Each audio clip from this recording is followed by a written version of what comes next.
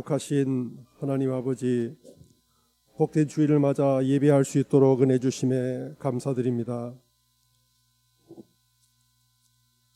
오늘 예배가 온 마음을 다해 드려지는 기뻐하시는 예배 되길 원합니다. 하나님 아버지, 오늘 맥주 감사 주일을 맞아 하나님의 자녀요 구원받은 백성으로서 맥주절의 은혜를 생각합니다.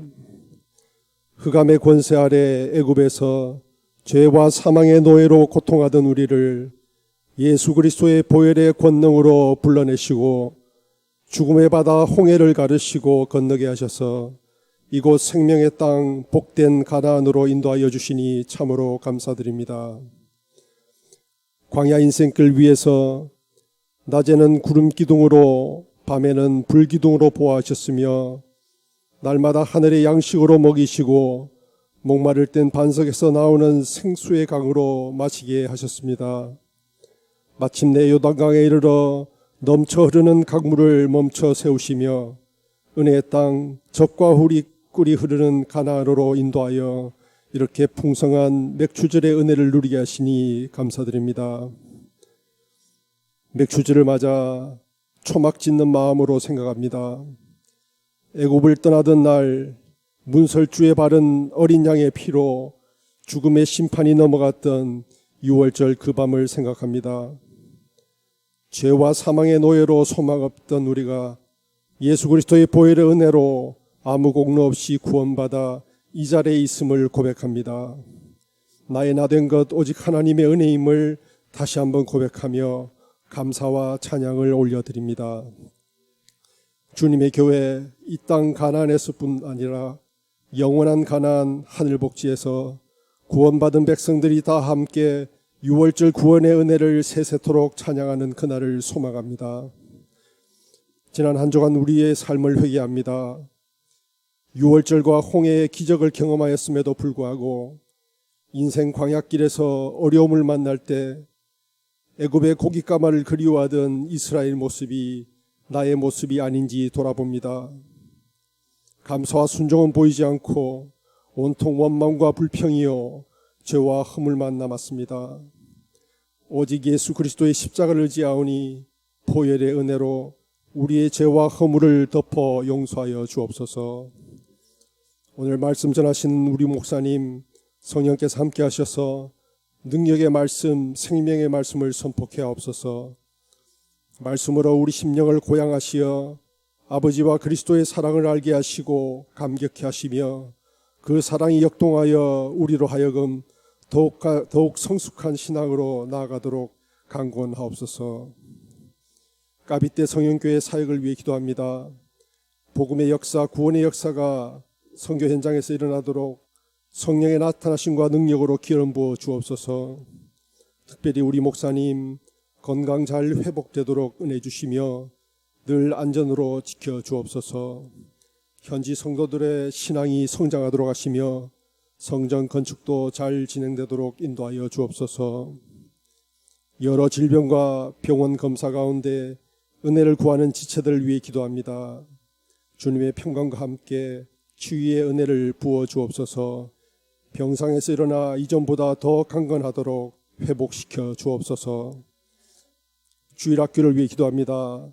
복음의 말씀을 우리 자녀들 심령에 부으시어 부흥케 하옵시고 예수 그리스도를 주로 온전히 고백하며 의뢰하는 복된 인생을 살도록 인도하여 주옵소서.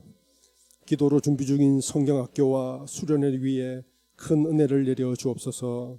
할렐루야 성가대의 찬양을 흥명하시며 예배의 시종을 의탁하며 예수 그리스도의 이름으로 기도합니다.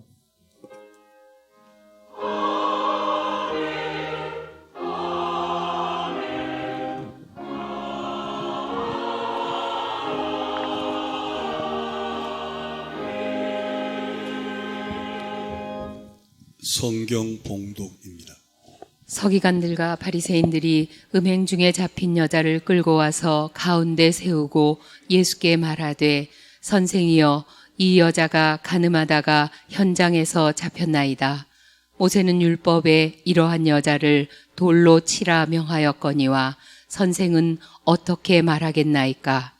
그들이 이렇게 말함은 고발할 조건을 얻고자 하여 예수를 시험함이러라. 예수께서 몸을 굽히사 손가락으로 땅에 쓰시니 그들이 묻기를 맞이 아니하는지라.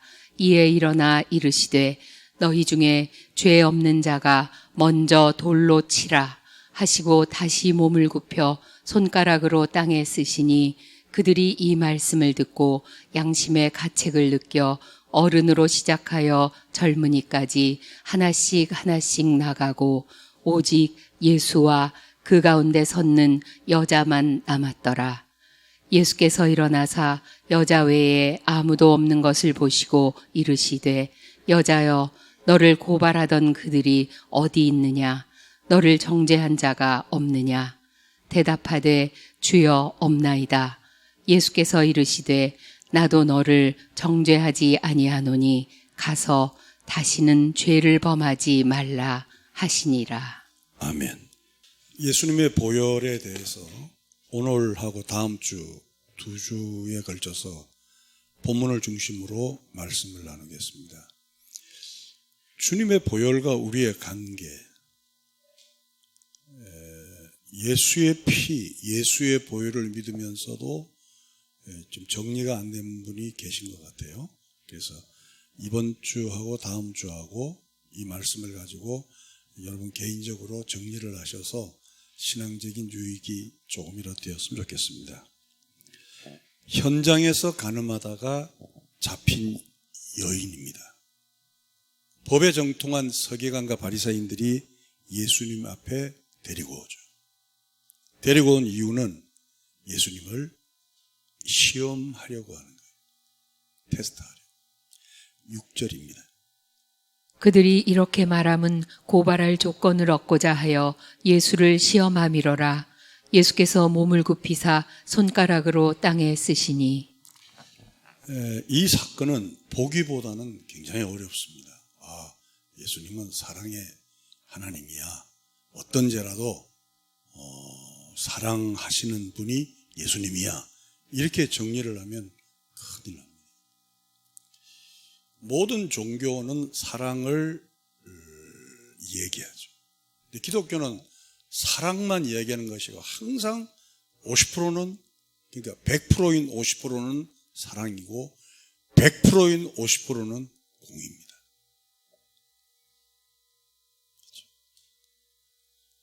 그렇죠? 50%는 반의 50%가 아니고 퍼펙트한 50%고 퍼펙트한 50%예요. 이 문제를 해결해 보겠습니다. 이거를 감성적으로 하나님의 사랑은 모든 걸 용서하셔. 이렇게 나가면은 성경이 말하고자 하는 진리를 잃어버리는 거예요. 그렇게 되면 저와 여러분들의 신앙생활에도 아무 유익이 없습니다. 불교 믿는 거나 타종교 믿는 거나 아무 차이가 없어요. 자, 보세요. 여기서 이 문제입니다. 만약에 예수님께서 이 재범한 여인을 그냥 용서했어요. 그럼 어디가 걸리죠? 율법이 걸리죠. 그렇죠. 그리고 돌로 치라 그러면 뭐가 걸리죠? 사랑이 걸리죠. 이 문제는 그런 문제예요. 자, 동일한 사건에서 그냥 용서해버리면 율법이 걸려요. 그렇죠. 또 그냥 돌로 치라 그러면 사랑에 걸려요. 이 두 문제를 말씀하기 위해서 이 사건이 성경에 기록된 것 같습니다. 먼저 본문 해석을 해볼게요. 예수님께서 이상한 행동을 하세요. 어떤 행동을 하시는가 보면 모세의 법에는 간음하다가 현장에서 잡힌 여인은 무조건 돌로 치게 돼 있어요. 그것도 현장에서 돌로 치게 돼 있어요. 그런데 예수님은 현장에서 돌로 치라는 그들에게 아무 말씀하지 않고 이상한 행동을 하는데 조금 전에 본문에 읽었듯이 몸을 굽혀서 땅에 손가락으로 글을 쓰시는 거예요. 그러자 바리새인과 서기관들이 재차 묻습니다.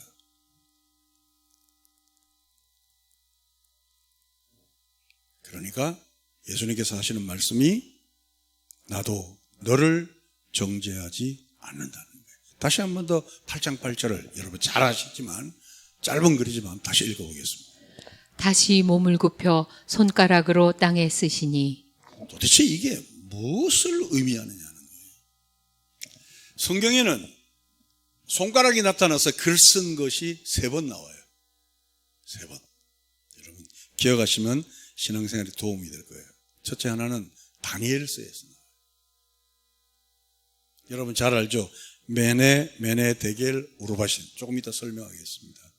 두 번째는 손가락에 글을 직접 쓰신 것은 십계명이 나와요. 그리고 오늘 본문에 3번 나와요.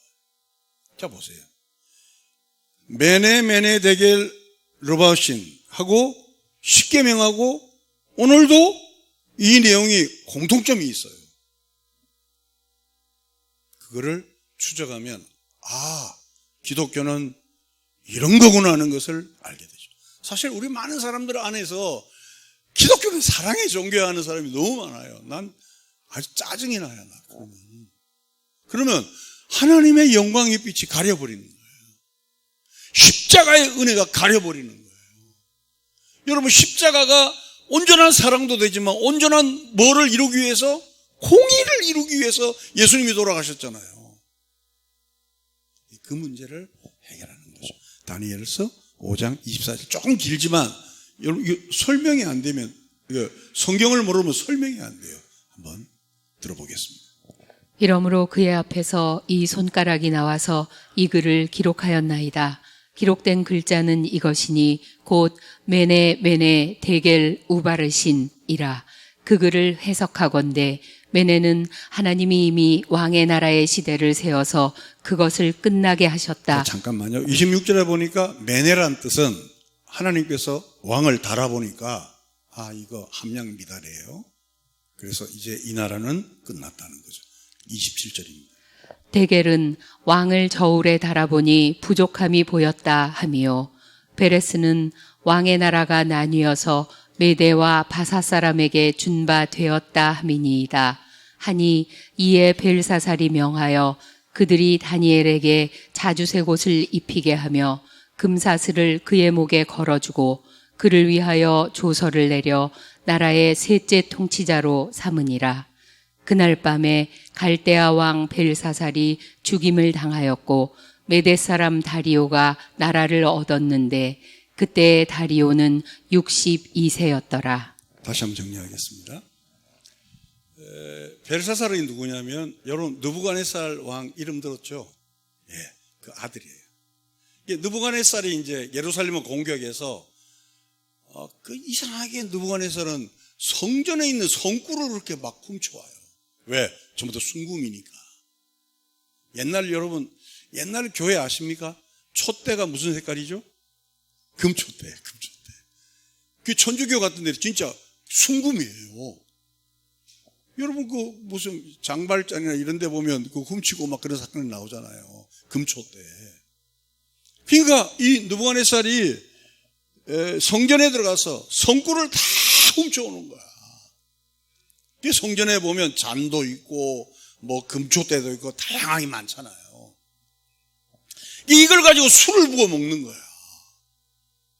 우리 같으면 어림없는데. 그러니까 이 느부갓네살 아버지가 훔친 것을 아들이 그냥 그 성꿀을 가지고 하나님의 성문을 가지고 잔치를 베푸는 거예요. 그때 손가락 하나 나타나서 쓴 글이 메네 데겔 우르바신. 그러니까 누가 풀려도 술사들이 풀 사람이 없으니까 다니엘이 불러가서 해석을 해주는 거예요. 하나님께서 당신을 달아보니까 저울추에 미달된다는 거죠. 저는 이 설교 준비하면서 굉장히 떨었어요.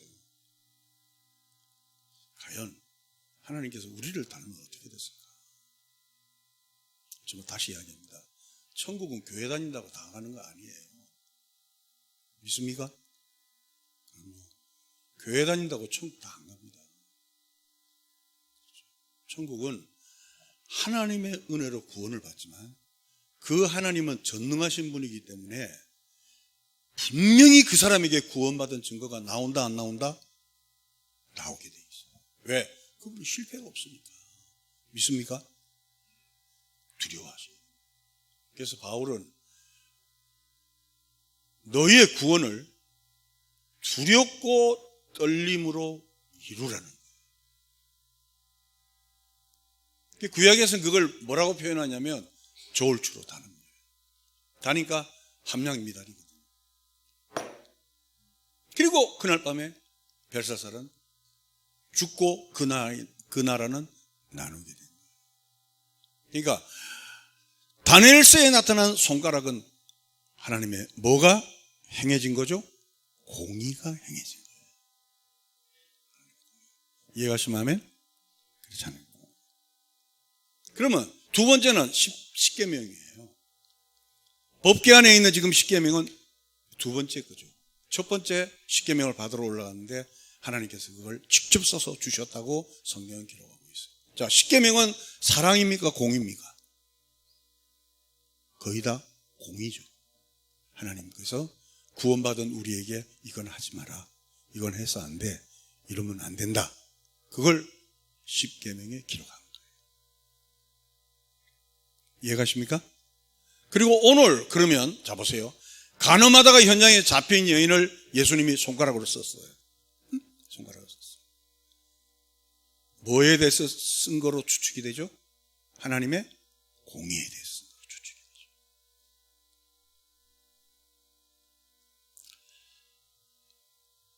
되죠. 요한복음 1장 1절에서 3절을 한번 보겠습니다. 태초에 말씀이 계시니라. 이 말씀이 하나님과 함께 계셨으니 이 말씀은 곧 하나님이시니라. 자, 이 말씀이 누구와 함께 계셨어요? 그러니까 십계명을 쓰실 때도 거기 누구도 같이 계셨다? 예수님도 같이 계신 거예요. 계속 읽으세요. 그가 태초에 하나님과 함께 계셨고 만물이 그로 말미암아 지은 바 되었으니 지은 것이 하나도 그가 없이는 된 것이 없느니라. 아멘. 그러니까 자 보세요. 다니엘서를 보더라도 공의를 쓸 때 손가락으로 씁니다. 그 벨사살 왕이 함량이 안 되니까 그날 죽고 나라가 두 쪽으로 갈라졌죠. 여러분 이거 잘 들으셔야 돼요. 하나님께서 지금 우리에게 저울을 단다면 쉬운 얘기가 아니죠. 저는 그 기독교가 왜 이렇게 가벼워진지를 모르겠어요. 기독교는 가벼운 종교가 아니에요. 근데 우리 목사들이 기독교를 가볍게 만들었어요. 저는 고려파 출신입니다. 고신파 출신인데 지금 생각하니까 고신파 신앙이 맞는 거예요. 지금 그때는 너무 힘들었어요. 그때는 도대체 교회 다니는 게 숨을 쉴 수가 없는 거야. 근데 지금 제가 이제 천국을 앞두고 걸어가려니까 그게 맞는 거예요. 근데 그러기에는 우리 한국 교회가 너무 넉넉해진 거예요. 천국의 문이 좁은 문이 아니고 넓은 문이 아니에요. 대문짝만한 문이 돼버린 거예요. 근데 성경은 뭐라고 얘기하냐면 천국은 넓은 문이 아니고 좋은 길이 아니고 좁고 협착하다는 거예요. 맞습니까? 믿을 수가 없어요? 다시 여러분 설교는 반응이 있어야지. 맞습니까? 우리의 구원을 다시 한번 이 문제에 당금질하시기 바랍니다. 그러니까 하나님이 모세에게 십계명을 쓰실 때 그때 누구도 같이 계셨다? 예수님도 같이 계신 거예요. 그러니까 자 보세요. 글을 쓴 사건은 성경에 3번 나오는데 다 뭐에 대해서 이야기하더라? 하나님의 공의에 대해서 이야기합니다. 그러니까 오늘 여기도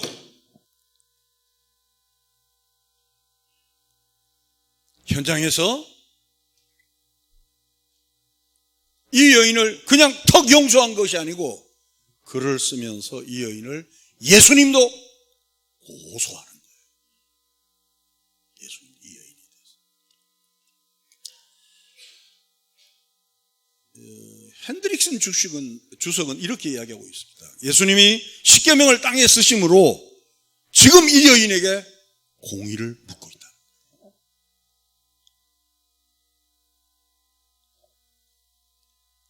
예수님의 질문을 보면 쉽게 알 수 있어요. 8장 7절입니다. 그들이 묻기를 맞이 아니하는지라.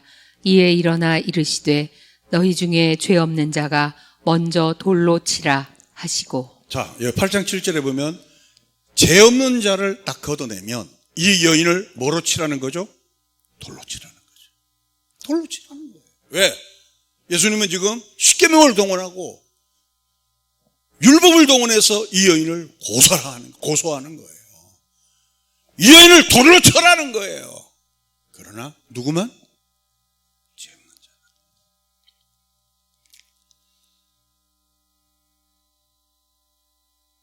하나님의 사랑과 공의를 어떻게 동시에 이루는가를 이 여인의 사건을 통해서 말씀합니다. 내가 사랑할 테니까 내가 널 용서하겠다 그러면 하나님의 공의는 박살납니다. 이 여인이 죄지었으니 돌로 쳐라 그러면 하나님의 또 사랑은 박살납니다. 이 여인을 그냥 용서하라 그러면 하나님의 율법은 또 박살나는 거예요. 이 율법과 사랑이 오묘하게 공존하여 말씀하는 게 죄 없는 자가 돌로 쳐라.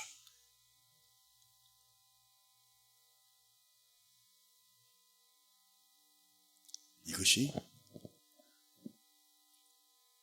기독교입니다. 기독교의 십자가는 온전한 사랑과 온전한 공의가, 온전한 공의와 온전한 사랑이 만나는 것이 바로 십자가입니다. 할렐루야. 그것을 우리는 믿는 거예요. 교회 다니면 행복하고 성경하면 축복받고 그런 거 아니에요. 우리가 모여서 하는 일이 뭐냐면 십자가의 의, 십자가의 은혜, 십자가의 사랑, 십자가의 하나님의 공의와 사랑을 만나는 데서 내 죄를 용서받고 나의 무한한 죄를 용서받고 하나님의 사랑에 치유받고 돌아가는 곳이 교회인 줄로 믿습니다.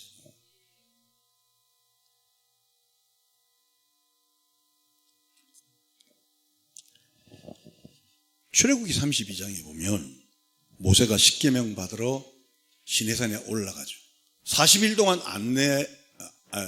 모세가 안 내려오니까 백성들이 금송아지를 가지고 우상으로 섬기고 날뛰었어요.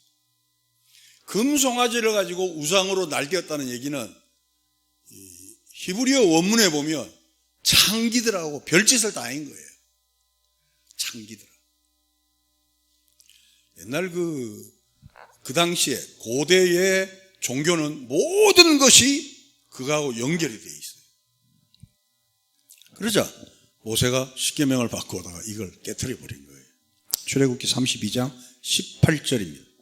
모세가 이르되 이는 승전가도 아니요 패하여 부르짖는 소리도 아니라 내가 듣기에는 노래하는 소리로다 하고 진에 가까이 이르러 그 송아지와 그 춤추는 것들을 보고 크게 노하여 손에서 그 판들을 산 아래로 던져 깨뜨리니라.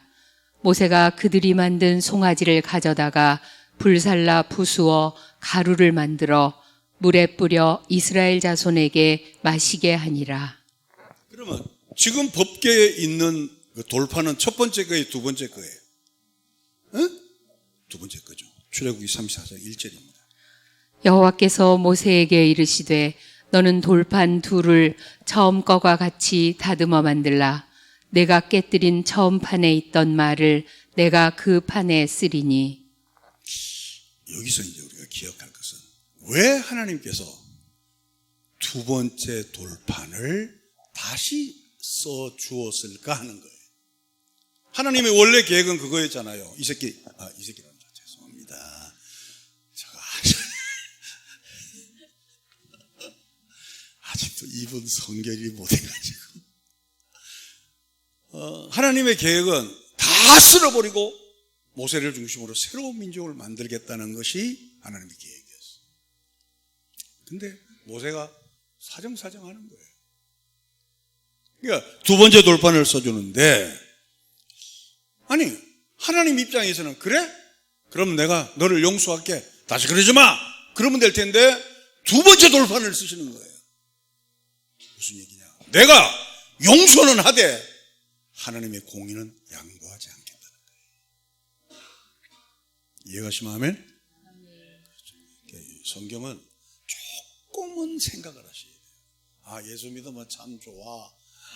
오늘 목사님 찬양 잘하더라. 안 돼요. 그럼 여러분이 일생을 믿으면서도 어쩌면 기독교를 안 믿는 사람일 수도 있는 거예요. 왜 두 번째 돌판을 써주는가? 주님은 이스라엘 백성들을 용서하고 싶어요. 그러나 그냥 용서하면 하나님의 공의가 깨지잖아요.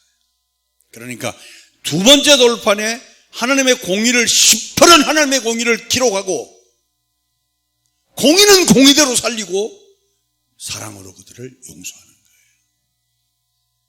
이것을 성경에서 발췌하고 찾아내는 걸 따라합시다. 복음. 그걸 복음이라. 모세도 민족을 사랑했습니다. 자기 생명이 지어질지라도 우리도 이 대한민국을 민족에 막 호소한, 그건 기독교가 아니에요. 그건 종교적인 접근이에요. 출애굽기 32장 30절. 이튿날 모세가 백성에게 이르되 너희가 큰 죄를 범하였도다. 내가 이제 여호와께로 올라가노니 혹 너희를 위하여 속죄가 될까 하노라 하고 모세가 여호와께로 다시 나아가 여짜오되 슬프도소이다. 이 백성이 자기들을 위하여 금신을 만들어 싸우니 큰 죄를 범하였나이다. 그러나 이제 그들의 죄를 사하시옵소서. 그렇지 아니하시오면 원하건대 주께서 기록하신 책에서 내 이름을 지워버려 주옵소서. 계속 읽으세요. 여호와께서 모세에게 이르시되 누구든지 내게 범죄하면 내가 내 책에서 그를 지워버리리라. 이제 가서 내가 네게 말한 곳으로 백성을 인도하라. 내 사자가 내 앞서 가리라. 그러나 내가 보응할 날에는 그들의 죄를 보응하리라. 우리는 이 내용에서 뭘 포커스로 이제껏 설교를 했냐면, 내 이름이 생명책에서 지어질지라도 이 민족을 사랑해 주옵소서 하는 모세를 주어가 되어서 포커스를 했어요. 그러다 보니까 하나님이 시퍼런 공의를 우리 잃어버린 거예요. 하나님께서 이들을 지워버리겠다니까 모세가 내 이름이 생명책에 지어질지라도 하나님 한 번 용서해 달라는 거예요. 만약에 그때 하나님께서 너무 감동을 받아가지고 그래 내가 너를 용서할게 그러면 하나님의 공의는 박살나는 거예요. 하나님의 공의가 박살나는 게 문제가 아니고, 그렇다면 그분은 하나님이 아니에요. 왜? 하나님은 완전해야 되니까. 할렐루야. 여러분, 이게 굉장히 중요한 거예요. 이거.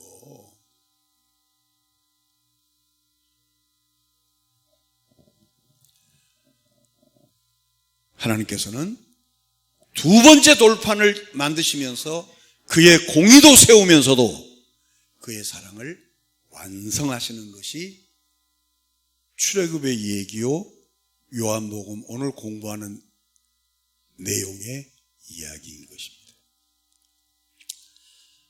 그러면 이제 오늘 말씀하고자 하는 본론으로 들어가서 결론을 맺겠습니다. 예수 그리스도를 아담의 후손으로 보내신 이유입니다. 지금껏 다 설명했습니다. 죄는 없지만 죄인으로 오셔서 우리 죄를, 하나님의 공의를 죄 없는 예수님이 담당했어요. 그리고 3일 만에 부활하심으로 그 죄가 온전히 용서가 되고 사랑의 하나님으로 다시 등용이 된 거예요. 그게 십자가입니다. 여러분, 이 십자가의 도는 예배 시간마다 들어야 돼요. 저는 우리 민 목사님을 좋아하는 이유가 저희 제자라서 저를 따라가서 그보다 복음을 제시하잖아요. 우리 탁 목사도 지금 있는 교회에서 처음에 고생 엄청 했대요. 저놈을 만나 식사를 했는데 복음을 증거하는데 그거 말고 딴 거 해달라는 거예요. 딴 거는 이거 아닙니까? 기도 많이 하면 가정이 행복하고 11조 많이 하면 돈이 주렁주렁 달리고 기도 40일 작정 기도하니까 하나님이 아파트 좋은 청수를 만나게 이런 유의 전설 따라 삼천리 같은 얘기를 듣고 싶어 하는 거예요. 또 우리는 그런 얘기에 감동을 받아요. 아니요. 예수님이 내 죄를 위해서 죄 없는 분이 이 땅에 와서 십자가에 달리시고 그 용서에서는 증거로 부활하심으로 내 모든 죄를 십자가에서 대속하시고 하나님의 의로 부활의 첫 열매가 되어서 나라와 하여금 그 생명의 길을 걷게 하셨다. 할렐루야. 아마 이 가운데서는 이 설교가 아직도 무슨 말인지를 모르는 분이 있어요. 낙심하지 마십시오. 또 듣고 저희 교회는 우리 교회는 어릴 때부터 모태신앙으로 20년, 30년 믿어온 사람이 많이 있어요. 30년 믿고 지금 아는 사람도 있어요. 근데 그건 부족한 거 아니에요. 이 복음은 하나님이 들리게 해주셔야지, 하나님이 보게 해주셔야지, 하나님의 마음으로 열리게 해주셔야지 믿어지는 거예요. 그래서 이 자리에 앉아있는 여러분들은 복음을 듣고 하나님의 은혜로 이 쓸데없는 자 왜 구속가 이 찬양이 나올 수 있는 사람이라면 여러분은 복받은 사람인 줄로 믿습니다. 그런 자에게 하나님께서 주시는 은혜가 이사야서 44장 22절입니다. 내가 내 허물을 빽빽한 구름같이 내 죄를 안개같이 없이 하였으니 너는 내게로 돌아오라. 내가 너를 구속하였음이니라. 같이 시작. 내가 내 허물을 빽빽한 구름같이 내 죄를 안개같이 없이 하였으니 너는 내게로 돌아오라. 내가 너를 구속하였음이니라. 제가 왜 설교 말미에 이걸 왜 기록한 내용이 뭐냐면 이것만 가지고서는 하나님 앞에 가면 우리가 내 죄가 다 없어져. 아니요. 이사야서는 44장 이전에 뭐가 있냐면 44장 지나고 나서 53장에 주님이 십자가를 지신 흔적과 장면이 나와요. 그래서 성경에서 제일 위험한 게 뭐냐면 내가 원하는 건 몇 절 뽑아서 그거로 밀어붙이는 거예요.